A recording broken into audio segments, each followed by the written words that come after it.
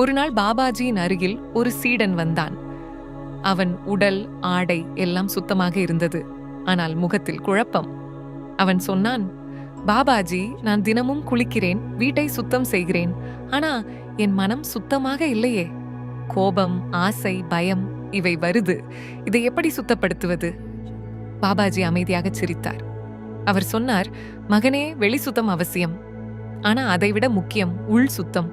உடலை நீரால் சுத்தப்படுத்தலாம், ஆனால் மனதை தியானத்தால் தான் சுத்தப்படுத்த முடியும். அவர் ஒரு மலரை எடுத்து காட்டி சொன்னார், இந்த மலர் மனமுடன் இருக்கிறது, ஏனெனில் அது இயற்கையாக சுத்தமானது. ஆனால் ஒரு துளி குப்பை நீர் விழுந்தால் அதன் மனம் போய்விடும். அதுபோல உன் மனதில் ஒரு துளி பொறாமை, கோபம், அசுத்த எண்ணம் வந்தால் உன் உள்ளம் மங்கிவிடும். பாபாஜி தொடர்ந்தார், சுத்தம் என்பது வெளிப்பழக்கம் அல்ல, அது உன் சிந்தனையின் ஒளி.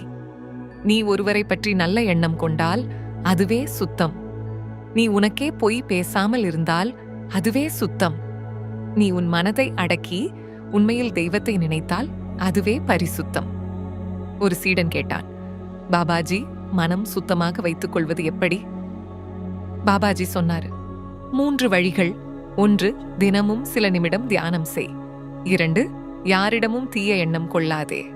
3, நன்றி சொல்ல பழகு. நன்றி சொல்லும் மனம் எப்போதும் சுத்தமான மனம்.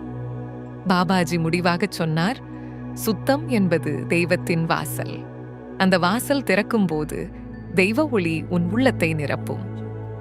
மனத்தின் சுத்தமே உண்மையான தெய்வீகம். அந்த வார்த்தைகள் கேட்ட பிறகு சீடன் அமைதியாக கண்ணை மூடி தன் மனத்தை கவனித்தான். அவன் உணர்ந்தான், உண்மையான சுத்தம் என்பது குளிப்பதல்ல, தனது சிந்தனையை கழுவுவது. ஜெய் ஓம் கிரியா பாபாஜி நமः.